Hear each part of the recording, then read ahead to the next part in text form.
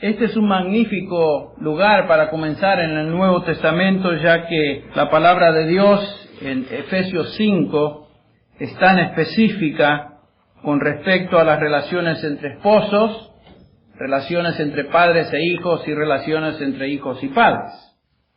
Así que permítame leer los versículos del 18 al 21, retomando y siguiendo con lo que comenzamos hace ya un par de semanas.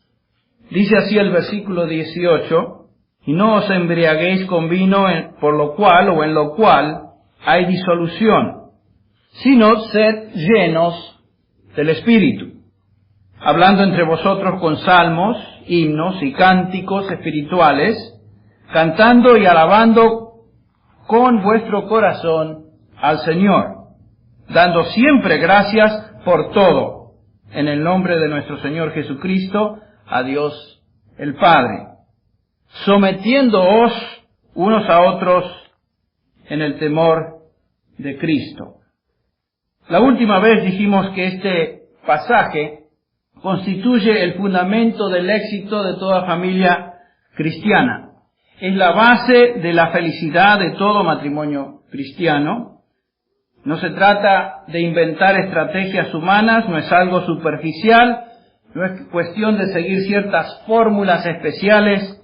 El fundamento de toda relación familiar exitosa es ser lleno del Espíritu Santo. También dijimos la vez pasada que la llenura del Espíritu es vivir bajo el control del Espíritu, que equivale a vivir en obediencia a la palabra de Dios. El pasaje paralelo a Efesios 5:18 es Colosenses 3:16, en el cual el apóstol Pablo dice lo siguiente, y escuche usted las ideas paralelas: que la palabra de Cristo habite en abundancia en vosotros, con toda sabiduría enseñándoos y amonestándoos unos a otros con salmos, himnos, cánticos espirituales, cantando a Dios con acción de gracias en vuestros corazones.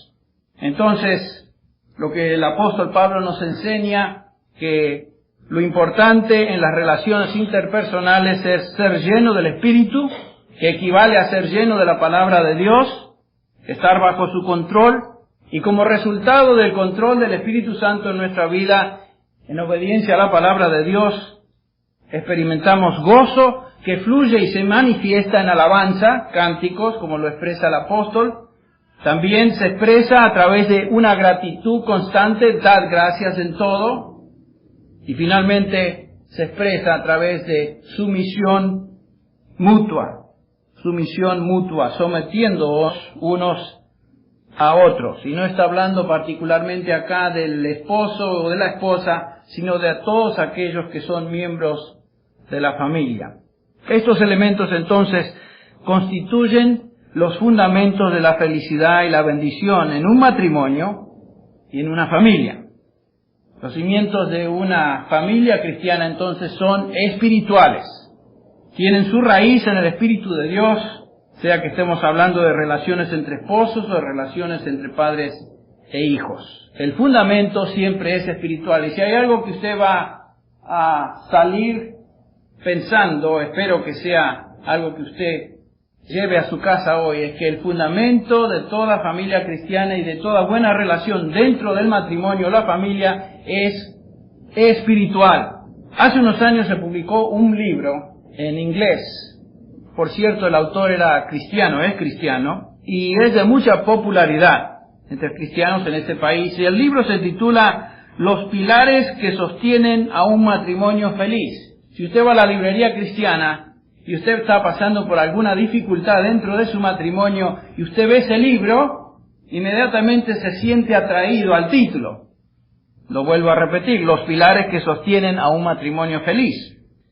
Y en este libro, o librito, el autor sugiere 5. Prestemos atención. 5 pilares para el éxito matrimonial, según el autor, son seguridad. Número 2, comunicación.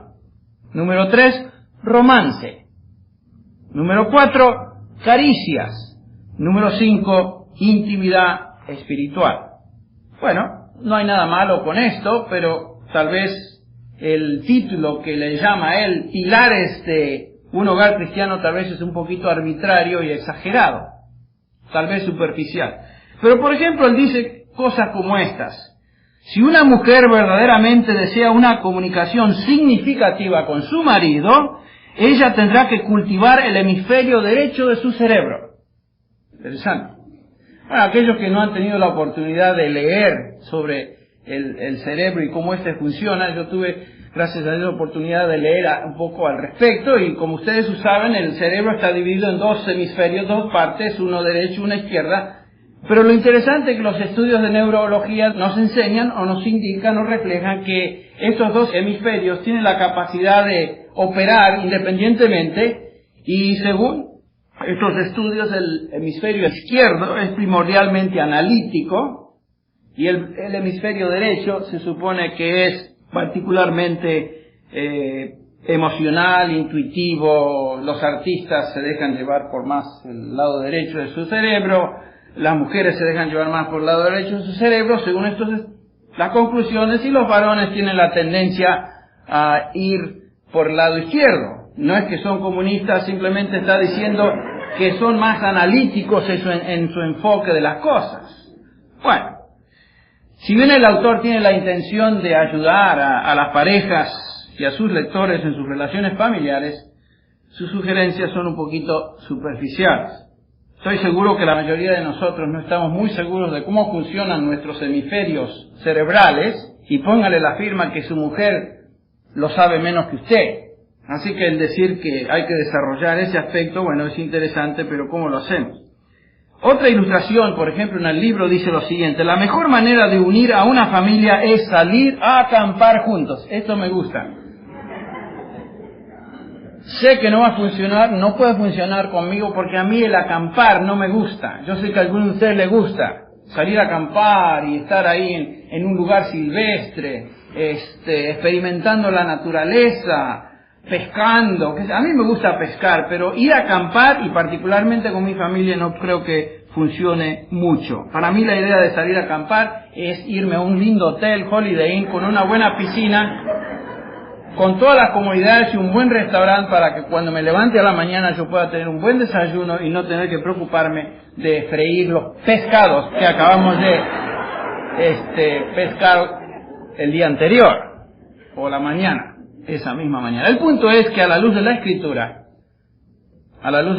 los pilares del matrimonio no son seguridad, comunicación, romance, caricias e intimidad. Los pilares del matrimonio tienen que ver con una relación correcta al Espíritu de Dios, que resulta en gozo, gratitud y estar sometidos el uno al otro. Los cimientos de una familia realmente feliz no son ni psicológicos, no son ni físicos, ni son emocionales, son fundamentalmente espirituales. Y eso lo vamos a repetir una y otra vez. Si nuestros hogares no son lo que Dios quiere que sean, existe una razón fundamental, y esa razón es porque los estándares espirituales más altos que se nos presentan en la palabra de Dios no se están practicando ahí. Puede ser que uno de los cónyuges esté tratando de hacer el esfuerzo de hacer todo lo que está de su parte y el otro no, o puede ser que ambos no lo están haciendo y como resultado de eso se sufren las consecuencias. Y por supuesto el hogar, la familia, es el lugar donde el Nuevo Testamento subraya como el contexto más importante en donde vivimos nuestra fe. Porque si no lo hacemos en el hogar, no lo vamos a lograr en otro contexto. Por eso en 1 Timoteo capítulo 3, hablando de los ancianos o los pastores o líderes de la congregación, Pablo dice que el anciano debe ser uno que se escoge en base a varios requisitos, varios criterios. Uno de ellos es que gobierne bien su casa, que tenga a sus hijos en sujeción con toda honestidad, pues el que no sabe gobernar su propia casa, ¿cómo cuidará de la iglesia de Dios? Es obvio.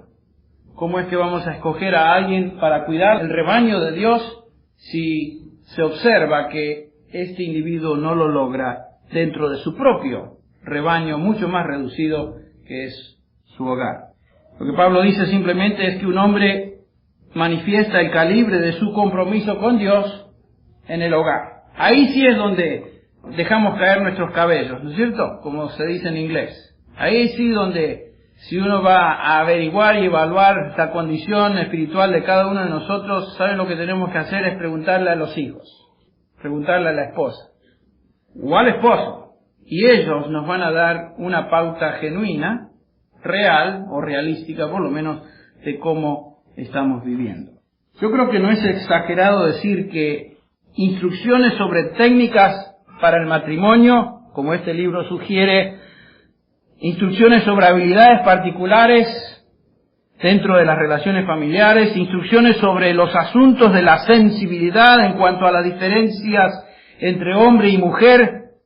Cuando todo esto se suma, realmente el impacto en la vida familiar es mínimo. Es mínimo.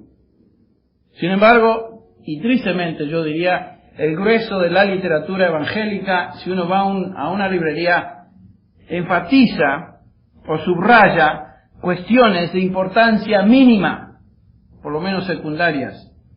Lo fundamental es dos personas que vivan bajo el control del Espíritu, que estén gozosas y agradecidas y viven en mutua sumisión. Todo comienza con este cimiento espiritual.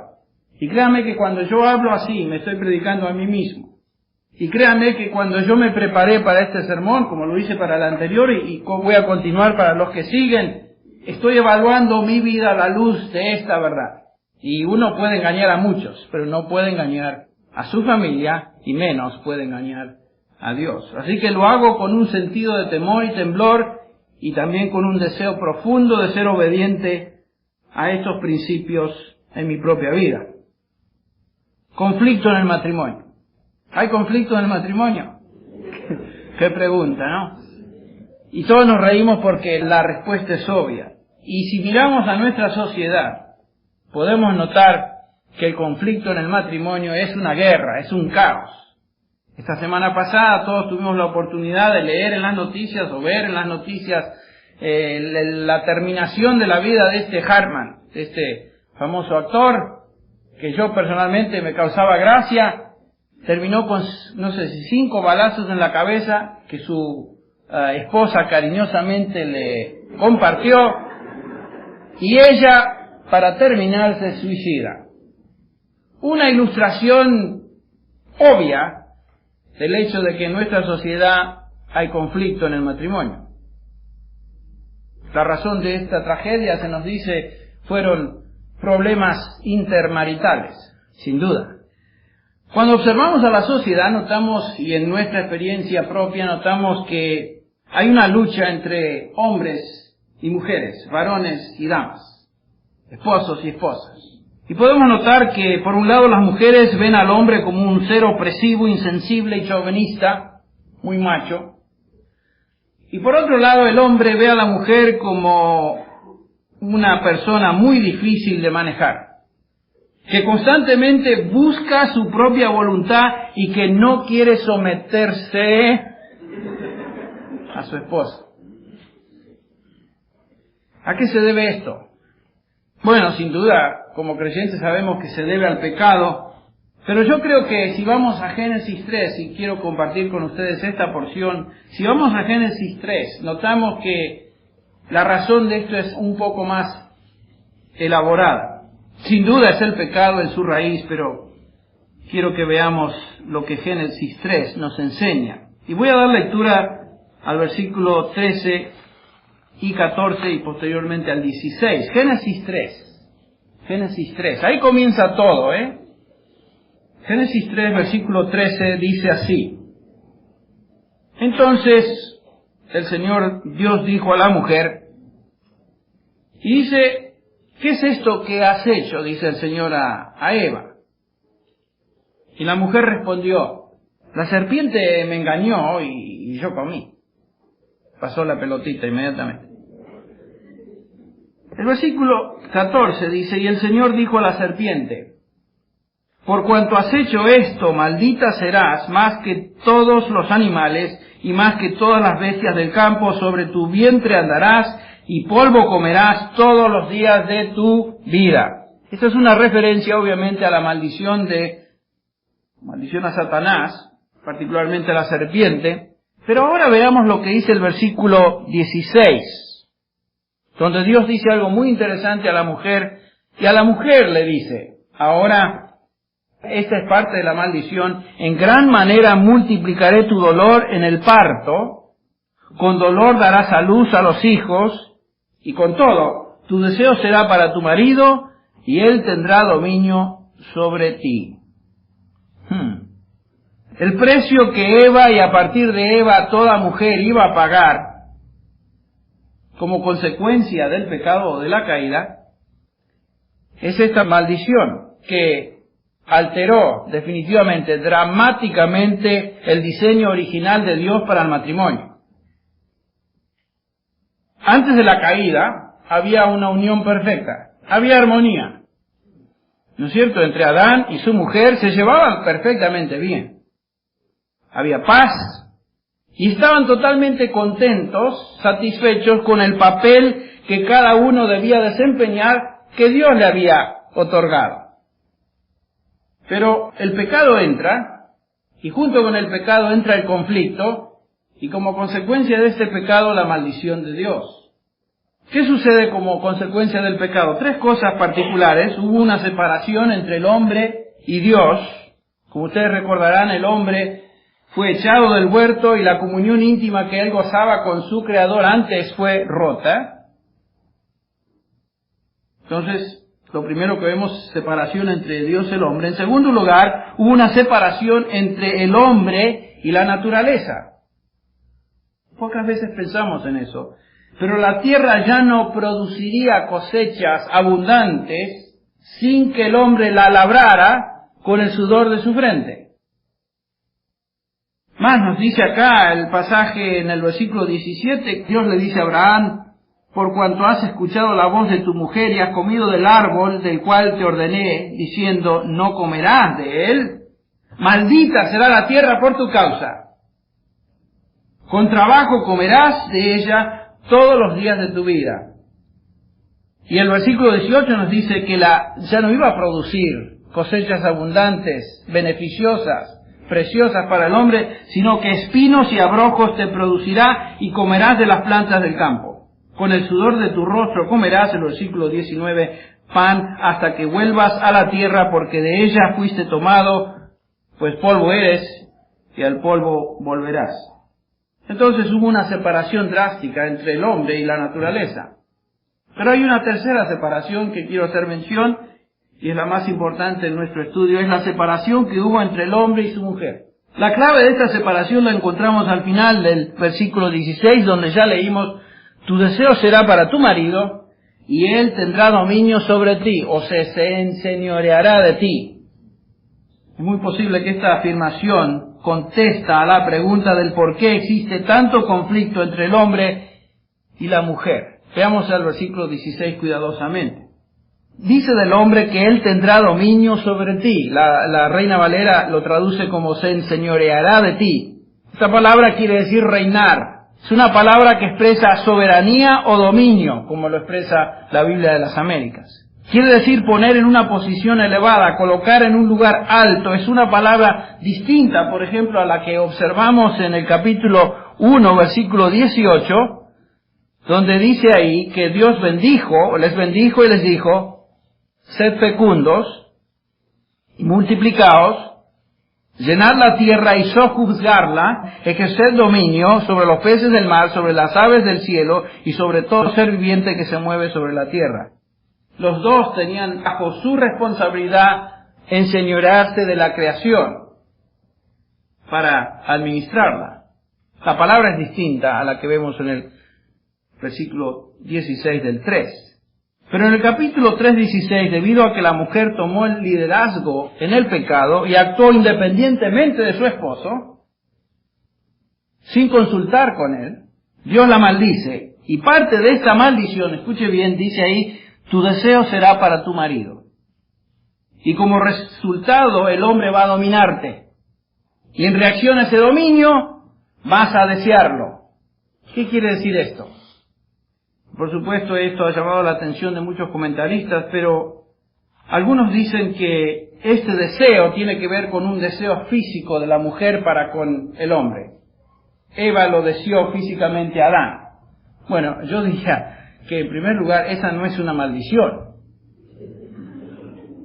Yo no lo veo como maldición, y en segundo lugar eso ya existía antes de la caída, porque ¿cómo es que Eva no iba a desear a su esposo físicamente si Dios le había dicho a los dos, multipliquen?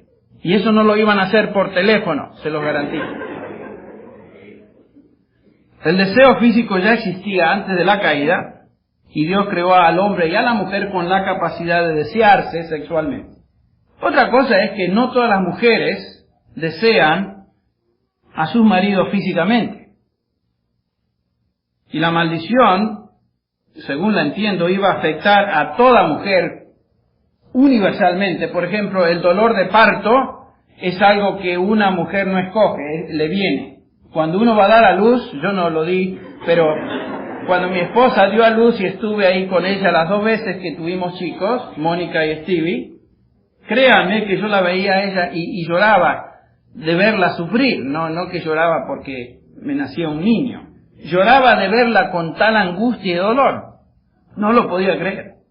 Y cuando pide que por favor le inyecten esa cosa que le meten acá, esa epidural, esa inyección con una agujota así que casi me desmayo cuando vi al cirujano venir, era una aguja de este tamaño. Y ella pedía eso. Y cuando veo que viene este tipo y le mete la aguja acá atrás, yo me quería morir. Miren, debe doler mucho el dar parto cuando pide la señora, por favor, inyécteme esa cosota acá atrás. Increíble. Entonces vemos que no todo, eso sí es universal, el dolor de parto, pero parte de la maldición era que iba a desear a su marido, y obviamente no tiene que ver con un deseo físico, porque algunas mujeres no lo desean al esposo físicamente. Algunos dicen que esto se refiere a que la mujer desearía al hombre como su protector y cobertura. Bueno, otra vez yo creo que eso ya existía antes de la caída, ¿no es cierto? Desde el principio la mujer fue creada como complemento del esposo, ayuda idónea. Ella iba a complementar a su esposo en todo. Y su esposo, por supuesto, era su protector. Era el que iba a cuidar, el que iba a proveer liderazgo. La mujer desde el comienzo fue hecha por Dios como vaso más frágil, lo que nos dice Pedro. O sea, eso ya existía. Y otra cosa es que no todas las mujeres desean la protección y el cuidado de sus esposos. O sea, no es universal ese deseo. Entonces, en primer lugar, la mujer fue maldecida al dar a luz. En el momento de dar a luz de la vida física, la cúspide de su experiencia como mujer, traer una vida nueva al mundo, y en ese momento ella es maldecida. Pero además, el texto nos dice que es maldecida con este deseo por su marido. ¿Qué es este deseo? Y es lo que queremos ver. La única vez que encontramos una expresión y una palabra similar, o igual, mejor dicho, es en Génesis 4:7. Vayan conmigo a Génesis 4:7. Génesis 4:7. Dice ahí, después de que Caín había matado a su hermano Abel, ustedes recuerdan, si haces bien, no serás aceptado, y si no haces bien, el pecado yace a la puerta y te desea o te codicia, pero tú debes dominarlo. Exactamente la misma palabra, para ti será su deseo. Él te codicia y tú te enseñorearás de él, o sea, debes dominarlo. La construcción en el hebreo es exactamente paralela, usando la misma palabra. ¿De qué está hablando? Bueno, está hablando de Caín. Él ofreció un sacrificio a Dios que Dios no aceptó, y como resultado de ese celo, ese sentimiento, mata a su hermano, y el Señor entonces le dice, hablando del pecado, el pecado, Caín, ahora yace acechándote. El pecado, ¿qué quería hacer con Caín? Quería dominarlo, quería controlar su mente y conducta, forzarlo a hacer ciertas cosas. Este es justamente el paralelo que encontramos en el 3:16. Cuando dice tu deseo será para tu marido, es la misma construcción, el mismo deseo que en el capítulo 4:7. El pecado quiere controlar a Caín. Entonces, parte de la maldición de la raza, escuche bien, es que la mujer desea entonces controlar al hombre. Esa es parte de la maldición. Tomó el liderazgo, usurpó el lugar de su esposo, y ahora como resultado de eso Dios maldice a la mujer con este deseo profundo de ella, innato de querer controlar a su marido. Sobrepasarlo, no simplemente ser igual, sino ir más allá. Desde ese momento histórico, entonces, la mujer en su pecado tiene la tendencia innata de querer controlar al hombre. Y eso no tiene que ver con un control físico necesariamente. Puede ser un control de todo tipo. Las mujeres son muy sutiles en la forma que usan su habilidad de controlar. No va a ser a trompadas. Pero la maldición también afectó a su esposo. ¿En qué sentido? Adán. Desde el momento que el hombre busca, cuando la mujer trata de manipularlo y dominarlo, el resultado va a ser que el hombre va a tratar de controlar, aplastar, ser soberano absoluto sobre la mujer. ¿Por qué es que hoy tenemos un movimiento de liberación feminista? Encuentra su raíz acá. ¿Por qué es que el hombre siempre se siente muy macho, muy chauvinista y quiere mostrar su machismo, imponiéndose, forzándose sobre la mujer? Tiene su origen aquí. Si no, fíjense también en la cultura en que vivimos, cuántos de nuestros chistes tienen que ver con esta tensión, ¿no es cierto? Vos serás la cabeza del hogar, pero yo soy el cuello del hogar y yo muevo la cabeza, viejo. La razón y el origen de la batalla de los sexos entonces se encuentra en Génesis 3, con la caída y la maldición de la raza humana.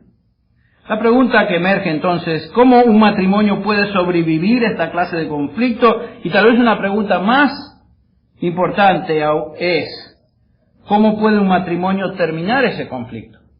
Y ya lo hemos contestado por medio de dos personas que conocen a Cristo, cuyas vidas han sido transformadas, que se caracterizan por ser llenos del Espíritu, están gozosas, son agradecidas y sumisas la una a la otra. En otras palabras, otra vez, la solución a esa lucha o conflicto matrimonial es espiritual. ¿Alguna vez has tratado de pelear con una persona que demuestra las características de la plenitud del Espíritu Santo? Una persona que siempre está gozosa, una persona que siempre tiene agradecimiento por todo, no importa lo que pase. Es muy difícil pelear con una persona que está siendo guiada por el Espíritu de Dios. Dificilísimo, yo diría imposible. Uno puede tratar, pero no lo va a lograr. Entonces, nosotros hacemos las cosas muy complicadas cuando tratamos de buscar técnicas, fórmulas, cosas muy raras, cuando Dios nos dice en este pasaje fundamental que el conflicto desaparece donde el Espíritu Santo domina. Entonces, Efesios del 18 al 21 nos provee este fundamento para una vida hogareña feliz. En los versículos del 22 al 6:4, Pablo nos enseña responsabilidades específicas en la conducta de un esposo, una esposa, hijos para con padres y padres para con hijos. Estas responsabilidades específicas las estudiaremos en las próximas semanas. Sería importante tal vez y apropiado ver algo del contexto social al cual Pablo se dirige o dirige esta epístola. Algunos erróneamente piensan que de lo que Pablo nos habla en esta epístola sucedió tanto tiempo atrás, en un contexto tan distinto, que tiene muy poquito de decirnos, o que francamente tiene una aplicación mínima a nuestra situación hoy, contemporánea. Bueno, eso es una conclusión errónea. Entonces vamos a ver algo del contexto social, cultural de esa época, para ver que hay tremendos paralelos entre lo que ellos experimentaban, estos creyentes que recibieron la epístola en Éfeso, y nuestra condición o situación hoy también. Hablemos en primer lugar de los judíos durante esta época. En toda ciudad importante del imperio, y Éfeso era una ciudad muy importante, había siempre una comunidad de judíos. Los judíos tenían un concepto muy pobre de la mujer. No lo habían obtenido de la palabra de Dios, por supuesto, lo habían obtenido de sus tradiciones, Pero durante esta época y en la época de Jesús, gran parte de la religión judía no se originaba en la revelación del Antiguo Testamento, sino que tenía sus raíces en tradiciones judías, tradiciones hebreas. Se reflejaba en algunas de sus oraciones. Los judíos tenían varias oraciones, eran muy religiosos, como sabemos, pero en esta religión inventada, si podemos leer entre las varias oraciones judías de esta época, encontramos una línea en una de estas oraciones que decía un judío expresando su gratitud a Dios de esta manera: Dios, te doy gracias porque no me has hecho gentil, no me has hecho un esclavo o no me has hecho mujer. Obviamente eso refleja la actitud que los hombres tenían para con las mujeres. La mujer se encontraba en un lugar más bajo que el hombre. Una mujer era un objeto para un judío, no era realmente una persona, y tenía muy pocos derechos legales. Ella estaba bajo el poder absoluto de lo que el esposo quisiera hacer con ella. Entonces vemos que en el Nuevo Testamento Cristo se refiere a esto, y particularmente se refiere a un versículo que ellos habían mal interpretado en Deuteronomio 24:1, que hablaba justamente sobre el divorcio. El divorcio se había convertido en esa época en algo muy fácil de lograr, muy común. Deuteronomio 24:1 dice: cuando alguno toma a una mujer y se casa con ella, si sucede que no le es agradable porque ha encontrado algo indecente o reprochable en ella, y le escribe certificado de divorcio, y lo pone en su mano, y la despide de su casa, etcétera, etcétera. Este pasaje no está hablando de un mandamiento, está simplemente describiendo algo que sucedía, pero los judíos de esa época lo habían tomado como un mandamiento divino. Y se agarraban particularmente de la primera frase: si encuentras algo indecente en tu mujer, escríbele carta de divorcio y despídela. Bueno, ¿qué es ese algo indecente? Había dos escuelas de rabinos que hablaban o interpretaban eso. Una escuela era los rabinos muy estrictos, que llamaban Shimai o Shimei, y decían que esa cosa indecente que se podía encontrar en una mujer se limitaba al adulterio. Muy estricta la interpretación. Pero había otra escuela de Hillel, que eran los rabinos liberales. Siempre hay los dos, ¿no es cierto? Republicanos, demócratas, esto, lo otro. En el contexto religioso también había aquellos derechistas e izquierdistas. Bueno, los izquierdistas, los de Hillel, decían que se refería a cualquier cosa que uno encontrara malo con su mujer, indecente. Y era una afirmación tan vaga, decían ellos, que Dios permitía al esposo decidir lo que él consideraba indecente en la vida de su esposa. Muy abierta la interpretación. Entonces Hillel, por ejemplo, decía que un hombre podía divorciarse de su mujer si ésta le arruinaba la cena. Claro, es algo muy indecente, muy reprochable para mí que me arruinen la cena, decía el judío. Entonces, ¿sabes qué, querida? Te mando la cartita mañana y mucha sal, o si la cena se caía al suelo, podía este hombre divorciarse. Otra, entre varias, es que si la mujer salía con la cabeza descubierta a la calle, ya era algo que él podía usar como algo indecente y divorciarse. Otra es que si la esposa hablaba mal de su suegra, imagínense, no toques a mi mamá. Otra esta es interesante porque aquí sí nos afecta a todos. Si la mujer se atrevía a discutir con uno tenía la razón y la oportunidad de divorciarla. Imagínense las veces que ya lo hubiéramos hecho cada uno de nosotros, si fuéramos partidarios del grupo de Hillel. Un rabí, mire esto, seguidor de Hillel, fue aún mucho más lejos. Él decía que un hombre puede divorciarse de su mujer si lo indecente que había encontrado era que veía a otra que era mejor que su esposa. Entonces era reemplazar a su esposa por el modelo del año. Adivinen ustedes cuáles de estas dos escuelas era más popular entre los hombres. Los de Hillel tenían un gran arrastre y un montón de seguidores. Los de Shimei tenían muy pocos. Todo lo que el hombre necesitaba era encontrar alguna excusa, algo indecente en la mujer y podía ir al rabino, tal vez pagarle una cifra X de dinero y decirle, firmemos aquí, 2 testigos, chao.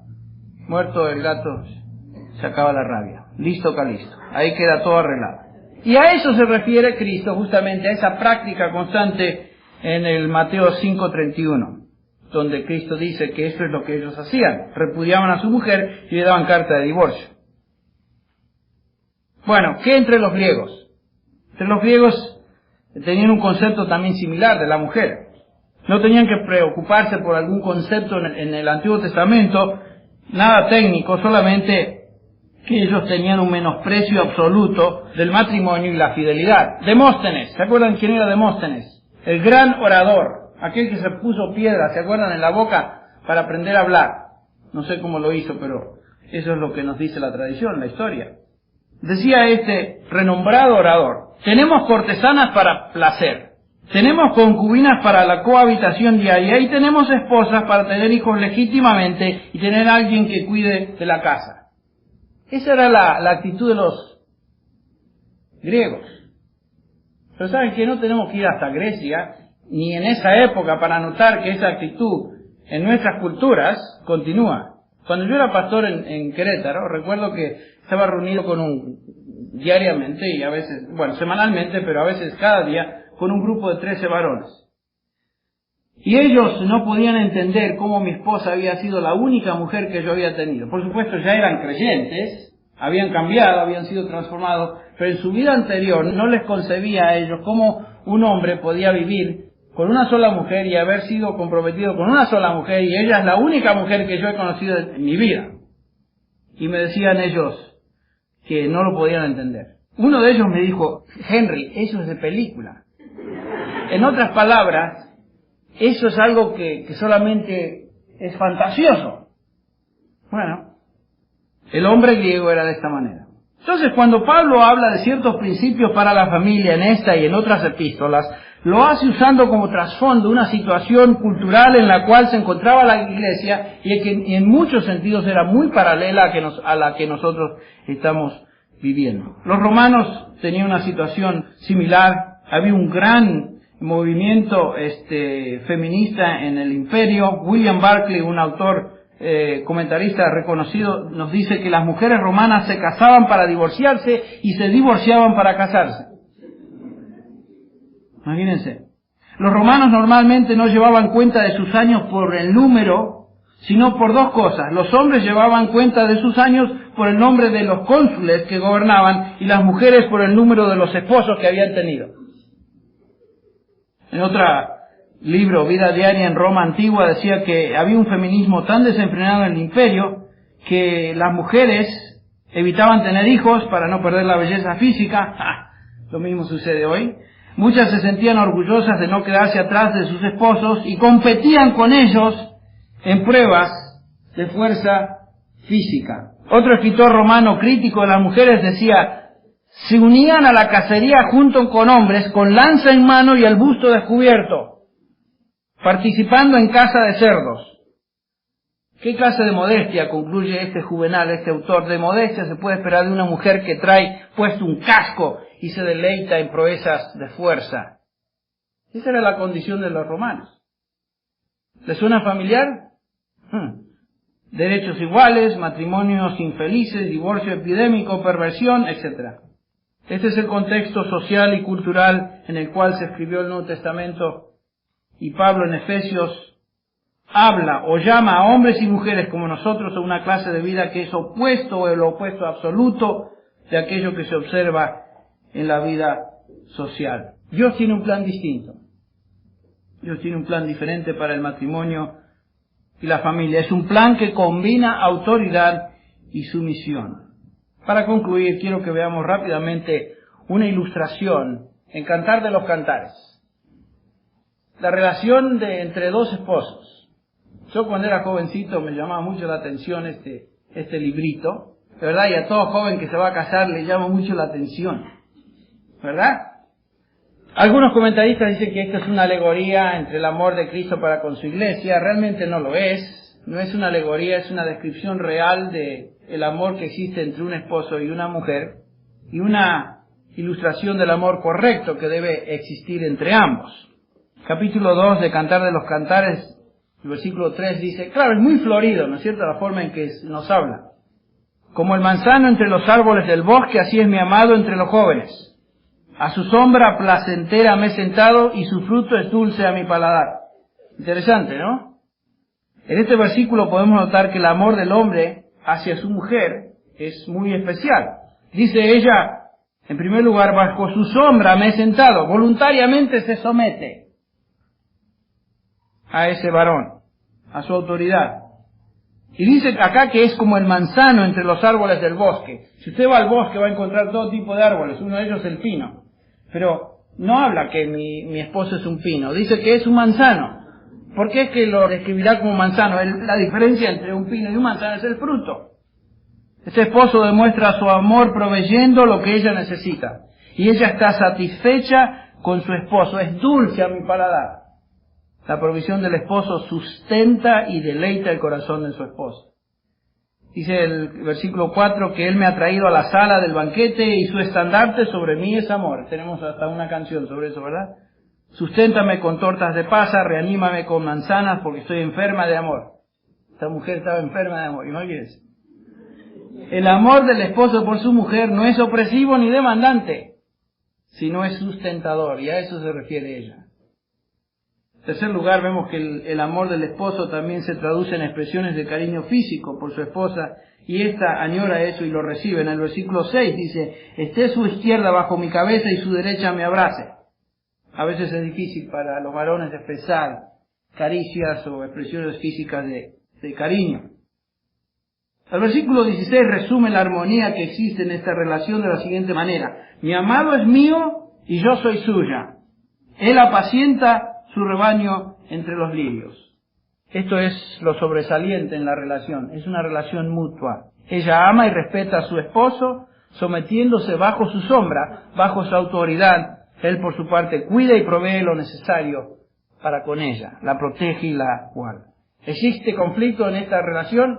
Bueno, si vamos al capítulo 5, notamos que tal vez sucedió algo ahí. Tal vez hubo una discusión matrimonial y se nos presenta esta escena. Fíjense el versículo 2, dice, yo dormía, pero mi corazón velaba. Una voz, mi amado toca la puerta. Ábreme, hermana mía, amada mía, paloma mía, mire, perfecta mía, pues mi cabeza está empapada de rocío, mis cabellos empapados de la humedad de la noche. Déjame entrar, querida. Me he quitado la ropa. ¿Cómo he de vestirme? He lavado mis pies. ¿Cómo los volveré a ensuciar? ¿Qué pasó aquí? Hubo una discusión. Y la esposa lo mandó a freír papas. lo sacó. O él se retiró. ¿Quién sabe? El punto es que hubo algo que causó que el hombre saliera y regresa. Entonces vemos que el conflicto está ahí, pero el conflicto no dura mucho. El versículo 5...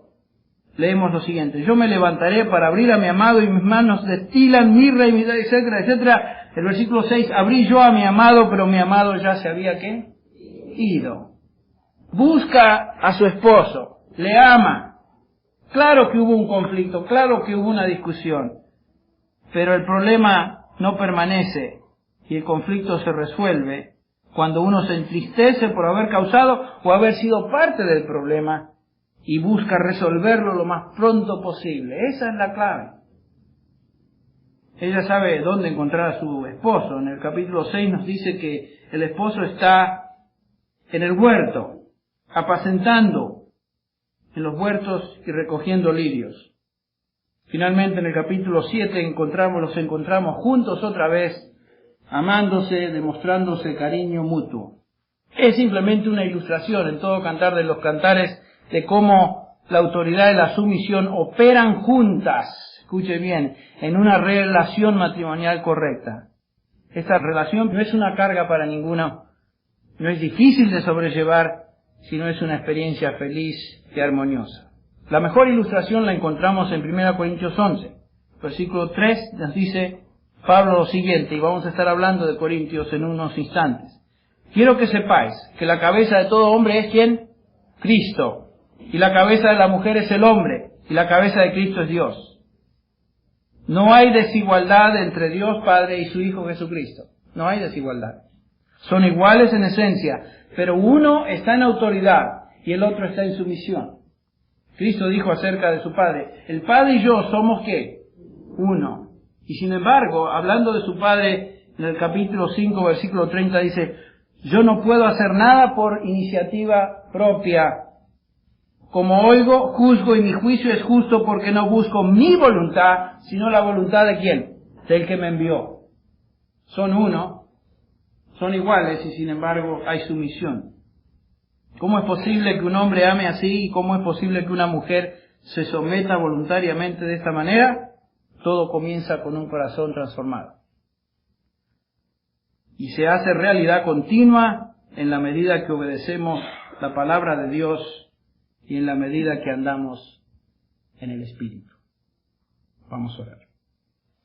Padre, te agradecemos por estos principios de tu palabra que nos ayudan a entender, Señor, la relación que debe existir entre dos esposos.